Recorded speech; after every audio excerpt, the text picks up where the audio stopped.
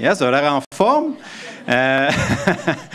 Écoutez, Jason Fournier, moi, je ne vais pas prendre parole. Je vais prendre parole souvent, mais très courtement. Dans le fond, je vais être le gardien du temps.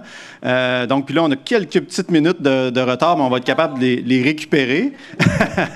Donc, bien sûr, je vais demander aux différents intervenants de l'après-midi de respecter le plus possible le temps alloué. Puis, écoutez, merci d'être là. Merci aux gens qui sont en ligne également. Il va y avoir des présentations, des panels cet après-midi. Il va y avoir aussi des périodes de questions et d'échanges. Donc, il va y avoir possibilité pour les gens d'aller au micro. On va vous amener des micros. Pour les gens en ligne, ça va être plus par écrit. Donc, vous allez pouvoir poser vos questions. Je vais pouvoir les poser pour vous. Je vais être votre voix dans la salle. Donc voilà. Donc, sans plus tarder, on va plonger dans le vif de l'action. Puis, j'invite Kim Turcotte et Christian Baillargeon-Côté, qui vont être accompagnés aussi de membres du réseau universitaire international pour l'action climatique, communément appelé le réseau UNICE, à venir finalement faire le premier bloc d'activité.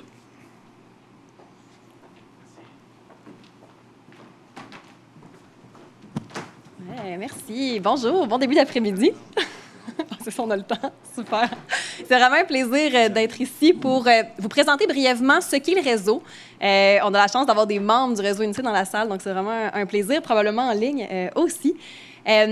Donc, juste pour vous donner une petite idée, un petit historique, en fait, UNICE a vu le jour en 2020 dans l'objectif vraiment de rassembler tous les étudiants universitaires du monde, en fait, engagés pour l'action climatique, puis de valoriser leurs actions. Parce qu'on le voyait déjà à ce moment-là, on parlait de mobilisation étudiante importante aux quatre coins de la planète. Donc, l'idée a été de mettre ça en commun pour voir émerger une grande communauté de pratiques, en fait, qui permettrait d'échanger puis de se soutenir là-dedans. Un premier sommet international étudiant pour le climat a eu lieu en 2021. Et depuis ce jour, des centaines de membres ont rejoint le réseau. Le sommet étudiant a rassemblé 350 étudiants. Et maintenant, on va vous le présenter, mais on est rendu vraiment au-dessus de 1000 membres qui interagissent dans ce beau réseau. Pendant que la prochaine diapo arrive... En fait, puis on va la passer rapidement, simplement pour situer. En fait, le réseau UNICE, c'est une initiative de l'Université Laval. Donc, c'est vraiment, encore une fois, démontrer le leadership en termes d'engagement envers les changements climatiques et aussi de leadership international. Donc, l'Université Laval a lancé ça, la rectrice, qui est toujours notre rectrice, Sophie Damour, qui était à l'origine, entre autres, de ce projet, et l'Institut EDS, qui vous a été présenté plus tôt, qui chapeaute le tout en tant que carrefour interdisciplinaire, fortement engagé. D'ailleurs, un des axes de développement de l'Institut EDS est jeunesse et changement climatique. Donc, le réseau UNICE s'inscrit là, parfaitement dans cet objectif de développement. En attendant toujours la suite des choses, vous voyez dans le bas de l'écran, en fait, le réseau est co-développé avec 10 partenaires universitaires. Je salue notre partenaire Aladji, qui représente l'Université Alioune Diop de Bambey à l'arrière. On a vraiment cette grande chance de co-développer toutes les orientations stratégiques avec des universités situées vraiment aux quatre coins du monde. Donc, c'est essentiel pour nous. Et on cherche toujours plus à grossir ce réseau, ce noyau de gouvernance internationale. Oui, on ne peut pas les changer. Hein? Est-ce que c'est le cliqueur magique? Oui, vas-y. Allez, là, je prends une chance. Ah, il est bon. C'était pas que les diapos étaient incroyables, mais je peux prendre si tu veux. Oui. Donc ici. Super, bon, merveilleux. Donc, c'est ça, je retourne un peu en arrière. J'ai présenté nos 10 universités partenaires vraiment au cœur de la gouvernance. Plus de 1200 leaders climatiques. Donc, nos leaders climatiques, en fait, qui est éligible, c'est des étudiants universitaires du premier cycle au post-doctorat. On est vraiment inclusif, évidemment, de toutes les disciplines qui souhaitent s'engager avec d'autres leaders ou leaders en devenir. Et qui représente 70 pays. Donc, c'est vraiment intéressant pour la diversité des savoirs et des réalités. Donc, pourquoi rejoindre le réseau? Si vous êtes un étudiant dans la salle en ce moment qui se demande pourquoi rejoindre, bien, je dirais tout d'abord que ce dont témoignent nos membres, c'est pour les opportunités de réseautage à l'international. Donc, possibilité de créer des nouvelles collaborations, mettre des projets, donner vie à vos projets, répliquer aussi des histoires à succès qui ont eu lieu dans d'autres pays. Obtenir des opportunités de financement, on va vous en parler un petit peu plus tard, mais on finance des projets à chaque année, des formations, des événements, des ressources aussi mensuelles, gratuites, donc mises à disposition. C'est vraiment, on essaie d'être un espèce d'un hub de ce qui se fait en action climatique pour outiller le plus possible nos membres. Donc, gouvernance, on parlait un peu plus tôt. Donc, nos universités partenaires, le secrétariat permanent qui est basé nous deux représentants aujourd'hui, basés à l'Institut EDS, Université Laval. On est soutenu aussi, je le mentionne, par le vice-rectorat aux affaires internationales et développement durable, donc M. Gélineau qui présentait plus tôt. Et on a également, évidemment, c'est un réseau étudiant, donc les étudiants sont au cœur de tout ce qu'on fait, un conseil de leadership étudiant sur le climat. Donc, on a une quinzaine d'étudiants qui, on se rencontre mensuellement, puis qui nous aident à co-développer également, porter la voix étudiante au sein des décisions. Donc, quelques témoignages des membres du conseil de leadership, mais ce qui est vraiment chouette, c'est ça, c'est de voir qu'en fait, malgré les barrières que peuvent représenter le travail à distance, les réalités différentes, ce qui est ressorti là, de notre sondage annuel, vraiment, c'est que les membres trouvent que c'est la force du réseau, l'international. Ils ont réussi à déployer de nouveaux projets. Pour certains, dans certains pays, certaines universités, le fait d'avoir participé, d'avoir un certificat de participation au réseau UNICE, leur a donné accès à de nouvelles opportunités, pouvoir postuler dans une université, par exemple au Canada, dans certains cas, grâce à cette crédibilité-là d'avoir fait partie d'un réseau international. Et pour vous en parler, parce que rien ne vaut mieux que la parole d'une de nos membres, j'aimerais ça laisser Sarah-Jeanne Vincent, une membre super impliquée dans le réseau, vous glisser quelques mots sur ton implication parmi nous. Oui. Merci tout le monde. Bonjour. Je vous remercie vraiment de m'avoir invité pour prendre la parole. En fait, je parle brièvement un petit témoignage de mon implication au sein du réseau UNICE. Ça a commencé il y a environ 1 an. Je suis très intéressée par les enjeux de justice climatique. Je fais ma maîtrise en sciences politiques sous la direction de Alexandre Gagévic-Sayeg et de Yannick Dufresne.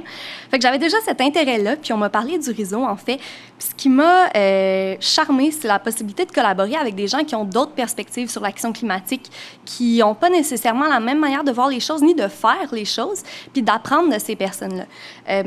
Un des plus gros impacts que j'ai eu jusqu'à présent, le réseau UNICE fait plein de choses géniales, mais c'est des discussions avec d'autres membres du réseau, dont un de nos collègues du Conseil de leadership étudiant qui est basé au Congo, puis qui me parlait de comment la situation politique là-bas l'affecte lui en tant qu'étudiant universitaire et qui affecte son action climatique. Donc, c'est des choses que j'aurais pas eu la chance d'avoir nécessairement ici au sein du département ou au sein de mes collègues. Sinon, il y a toutes sortes de choses vraiment fantastiques. Là, on a fait d'ailleurs un rapport vulgarisé du dernier rapport du GIEC. Donc, ça a été un événement où on pouvait montrer aux gens là, plus facilement puis de manière plus accessible qu'est-ce qui se passe en ce moment au sein de la communauté scientifique, c'est quoi les conclusions qui en ressortent puis comment on doit agir en 2024 par rapport au dernier rapport. Sinon, il y a toutes sortes de formations intéressantes, là, comme vous allez entendre parler par ma collègue d'un projet auquel je participe aussi, qui est un balado, en fait. Et on a eu une formation avec les réseaux UNICE sur comment utiliser les réseaux sociaux pour parler d'action climatique. Donc, c'est toutes des choses qui peuvent être utiles dans différentes implications, là, autant personnelles qu'étudiantes. C'est beaucoup pour ça que je suis encore dans le réseau aujourd'hui. C'est vraiment super apprécié. Je vous conseille de vous joindre pour avoir accès à toutes ces ressources. Merci. Merci. Et tu l'as bien mentionné, merci. Tu ouvres la porte. En fait, un commentaire qu'on recevait beaucoup des membres, c'est qu'ils trouvent ça difficile parce qu'à l'issue de leur parcours universitaire, ils arrivent sur le marché du travail puis on leur dit « t'as pas d'expérience professionnelle, malheureusement. » Tu sais, c'est des fois, on se bute à cette réalité-là.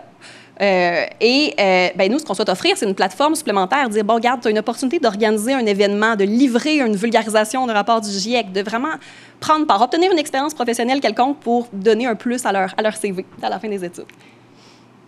Donc, je vais passer la parole par la suite à mon collègue Christian, mais simplement, on va plonger un petit peu plus dans quels sont nos axes prioritaires. Donc, notre mission, on l'a dit un peu plus ou moins, mais on souhaite vraiment soutenir l'émergence des leaders de demain.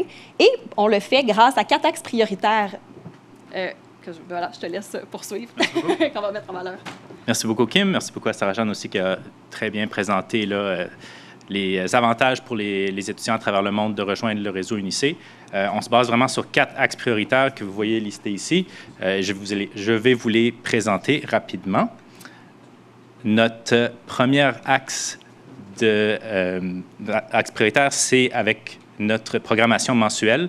On vise à faire des événements tout au long de l'année, une diversité d'événements, que ce soit des ateliers, des formations, des activités de réseautage, puis il y en a un autre. En tout cas, on a 4 types d'événements qu'on essaie de rentrer dans une programmation annuelle. Et ensuite, ces formations et ces ateliers se retrouvent sur notre plateforme que je vais vous présenter plus tard. Fait que j'ai dit conférences, formations, table ronde, c'est table ronde que j'avais oublié. Et les activités de réseautage aussi. Donc, notre programmation, moi, c'est mon rôle dans le réseau. Je suis à la programmation. Fait que c'est ça que je fais. Ensuite, un autre axe prioritaire, c'est à travers les projets collectifs.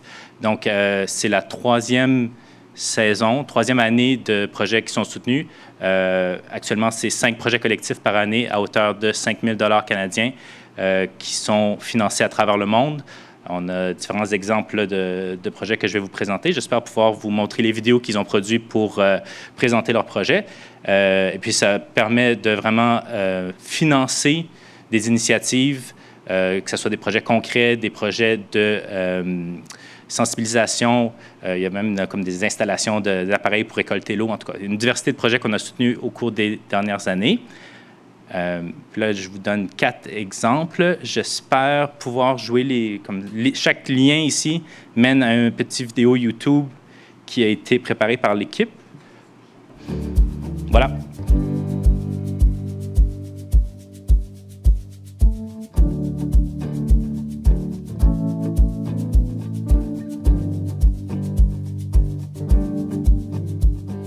Je m'appelle Erika et je suis étudiante en pharmacie. Je m'appelle Martin et j'étudie au doctorat en sciences infirmières. Mon nom, c'est Laurélie. Je suis étudiante en 3e année au baccalauréat en psychologie.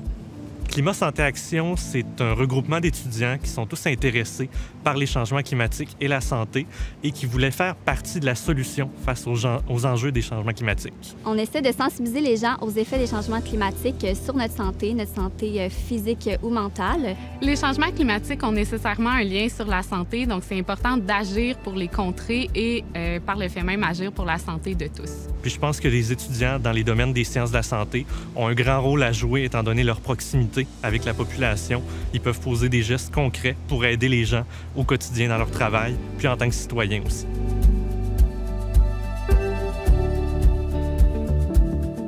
On fait plusieurs événements où on essaie de rejoindre le plus de monde pour pouvoir discuter de ces enjeux-là avec la communauté universitaire.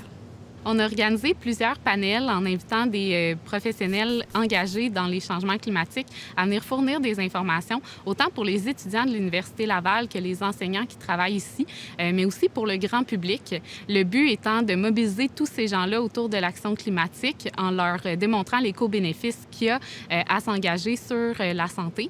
Puis, on a aussi mis tout ça en image avec une fresque pour illustrer la belle soirée. On a initié un défi qu'on a appelé « Mon prof est un champion climatique » qui vise à mettre en valeur les professeurs des différents domaines de la santé qui parlent déjà des changements climatiques dans leurs cours aux étudiants. Et on veut aussi inspirer les autres professeurs qui ne le font pas déjà à intégrer quelques secondes, une minute climatique, comme on l'appelle, dans leurs cours pour sensibiliser les étudiants en tant que futurs professionnels.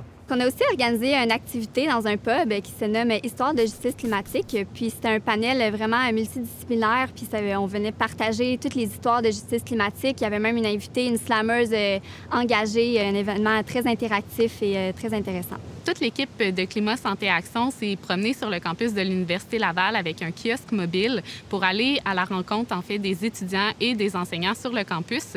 On a interagi avec eux par le biais de différents jeux.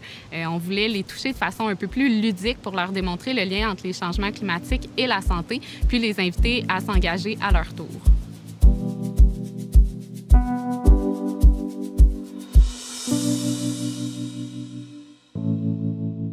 C'est super intéressant de faire un lien avec mon domaine d'études et l'action climatique. L'action climatique, c'était déjà pour moi quelque chose qui était important. De pouvoir le lier avec la psychologie, c'était vraiment super pour moi. En tant que future pharmacienne, je sais que j'ai un accès privilégié auprès des patients qui se présentent en pharmacie et ça me donne de multiples occasions de discuter de climat avec eux, mais aussi de bonnes actions à prendre pour leur santé actuelle et future. On a tous un pouvoir d'agir pour les changements climatiques. Alors, de lier son domaine avec les changements climatiques, on peut vraiment unir nos forces pour faire une différence par rapport à ça. Profite de ton passage à l'université pour aller chercher des gens qui ont les mêmes intérêts que toi en changement climatique, puis monter un projet qui va sensibiliser encore plus de personnes que ce que tu aurais pu penser au départ.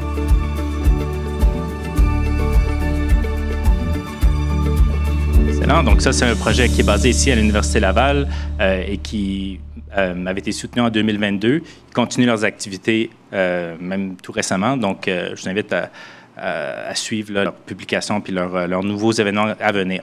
Un autre exemple de projet qui a été soutenu, le nom long, vulgarisation des résultats du projet Yanaï en vue de l'amélioration de la résilience au changement climatique, qu'on appelait communément Yanaï entre nous, une collaboration entre 3 pays d'Afrique de l'Ouest pour récolter les savoirs locaux.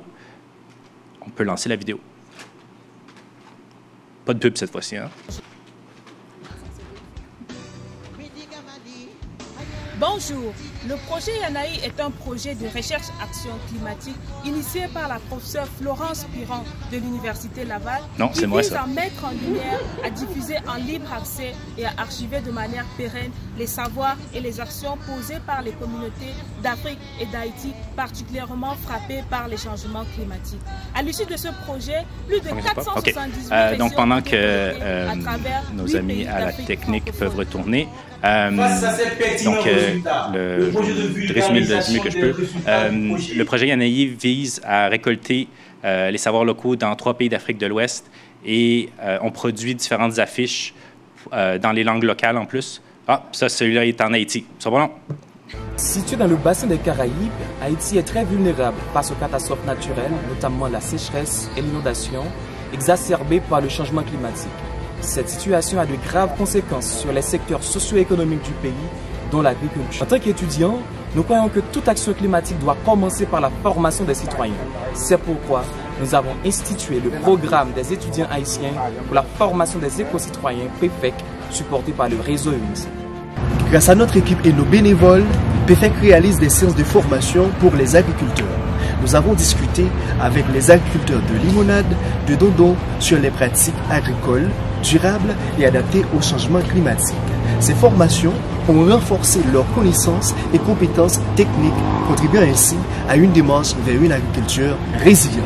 Des dizaines d'étudiants embrassent bénévolement cette noble cause et jouent un rôle essentiel dans la préparation des espaces de travail, l'animation des séances et la sensibilisation du public cible. Leur dévouement crée un environnement propice à l'apprentissage et à l'échange. Nous organisons des conférences inspirantes visant à sensibiliser les étudiants à développer le leadership estudiantin pour ainsi contribuer à un environnement sain et durable. PEFEC est fier de ses réalisations et remercie Réseau UNICEF pour son soutien, ses bénévoles, ses partenaires techniques ainsi que tous ceux qui soutiennent. Fantastique. Donc ça, c'était la présentation de notre 3e projet en Haïti. Puis je vais passer tout de suite au 4e projet. On a eu des exemples précédemment de balados qui ont été faits entre le Sénégal et le Québec. Bonjour, le projet Yanaï est un projet de recherche-action climatique initié par la professeure Florence Piron de l'Université Laval qui vise à mettre en lumière, à diffuser en libre accès et à archiver de manière pérenne les savoirs et les actions posées par les communautés d'Afrique et d'Haïti particulièrement frappées par les changements climatiques. À l'issue de ce projet, plus de 478 récits ont été collectés à travers 8 pays d'Afrique francophone.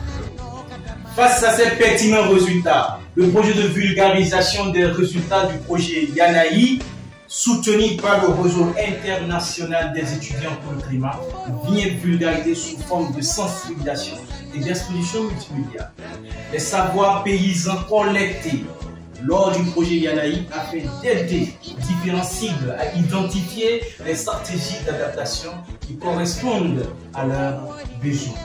Les ateliers de vulgarisation ont déjà eu lieu dans la ville de Douala au Cameroun et dans la ville de Segbana au Bénin. Cette campagne de vulgarisation a rassemblé plus de 200 participants autour de la question climatique. Ces mêmes ateliers se préparent aussi dans la ville de Dakar au Sénégal.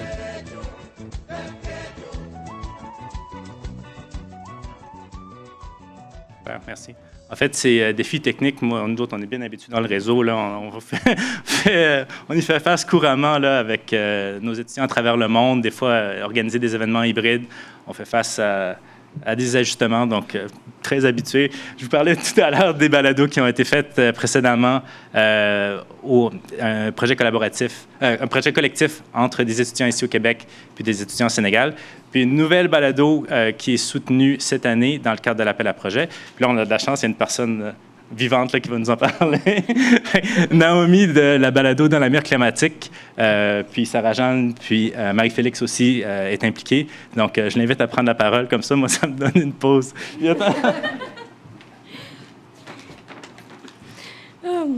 Donc, bonjour tout le monde, je m'appelle Naomi. Justement, je suis en compagnie de mes deux coéquipières, collègues, amies, Sarah-Jeanne et Marie-Félix. On a aussi Jeanne Desrosiers là, qui fait partie de l'équipe. Et donc, en fait, le projet de Dans la mire climatique, c'est tout d'abord un projet de balado, de vulgarisation scientifique qui vise à la sensibilisation de la population aux enjeux de justice climatique. Et donc, actuellement, notre projet se concentre vraiment sur la production d'épisodes. Donc, on a produit plusieurs épisodes d'environ une trentaine de minutes qui se concentrent chacun sur des thèmes spécifiques reliés au changement climatique. Et notre but, justement, c'est de lier ces enjeux-là présentés aux implications au niveau de la justice sociale. Et donc, notre but premier avec ce projet-là, c'est de sensibiliser la population, d'offrir une meilleure compréhension des questions climatiques en partageant de l'information qui est de qualité, de l'information qui est accessible aussi au plus grand nombre de personnes.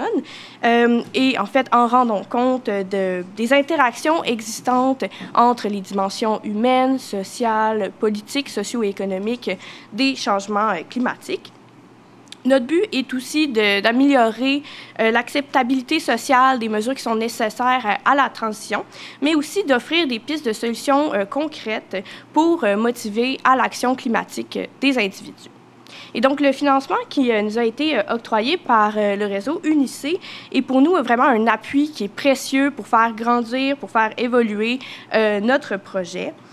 D'abord, ce financement nous permet l'achat de ressources qui sont nécessaires pour développer le projet. Par exemple, avec ce financement, on peut s'acheter du nouveau matériel, par exemple du matériel d'enregistrement ou l'achat de logiciels qui nous rend plus autonomes pour développer nos projets, mais aussi plus professionnels, justement parce qu'on a accès à du matériel de qualité.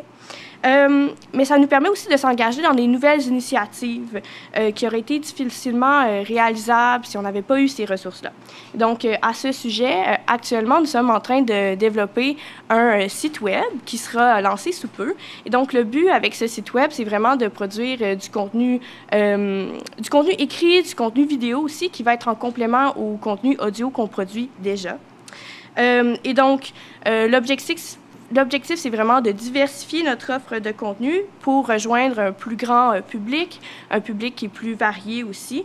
Et donc, le financement est vraiment très important et nous permet, en fait, nous aide beaucoup dans la conception même du site web. Le financement nous offre aussi une plus grande visibilité en tant que projet étudiant. Par rapport au public, mais aussi à la communauté étudiante de l'Université Laval. Et ce financement nous permet aussi de faire des partenariats avec d'autres initiatives étudiantes, comme avec Climat Santé Action, qu'on vient juste de présenter, et avec qui nous avons déjà eu la chance de collaborer. Et puis, justement, cette optique-là de collaboration qui est présentée par le réseau, nous, on veut vraiment l'investir aussi. On veut, par notre projet, aussi présenter tous les autres projets étudiants qui sont appuyés financièrement par le réseau UNICE. Notre but, c'est vraiment de montrer comment les initiatives étudiantes sont pertinentes dans la lutte au changement climatique, puis pourquoi c'est aussi pertinent de les soutenir. Et aussi, finalement, notre dernier objectif, c'est vraiment d'encourager puis de stimuler l'espoir dans la lutte climatique et de transmettre ça, partager ça au plus grand nombre de personnes. Voilà.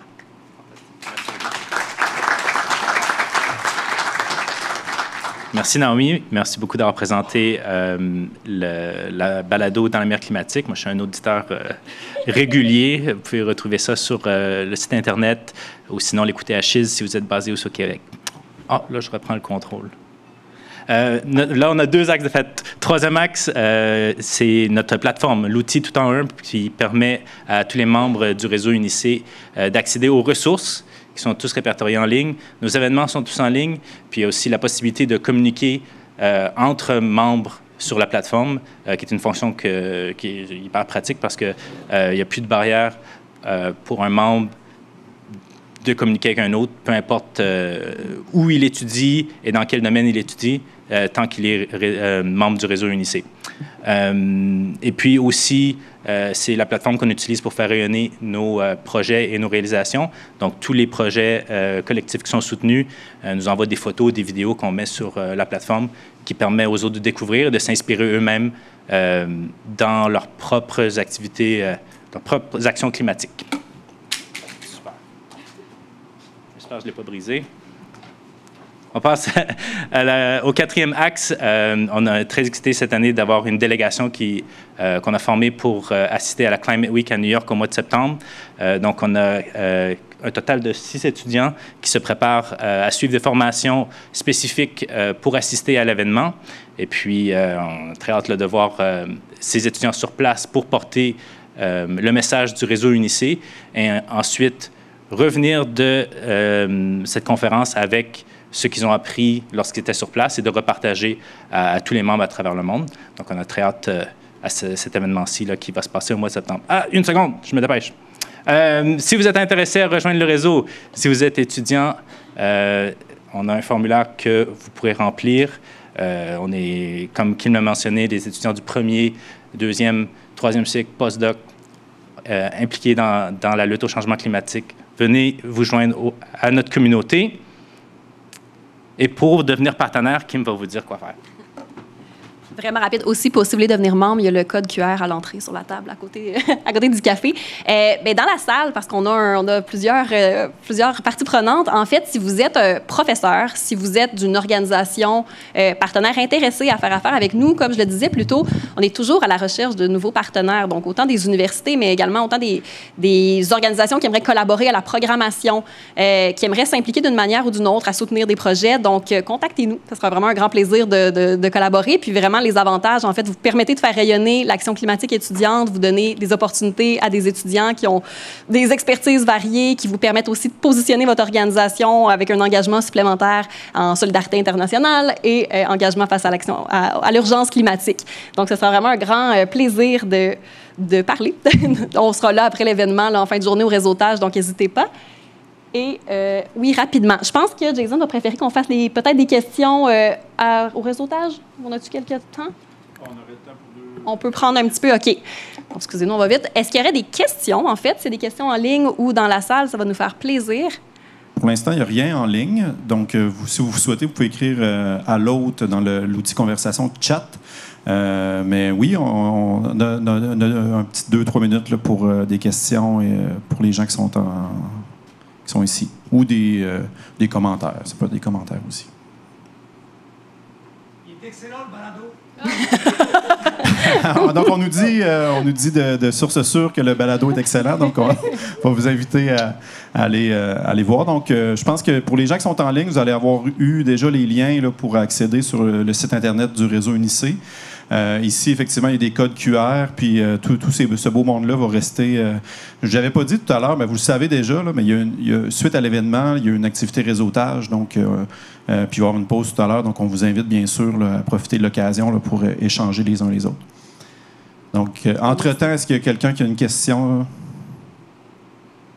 Donc, parfait. Donc merci beaucoup à l'équipe du UniC. Merci.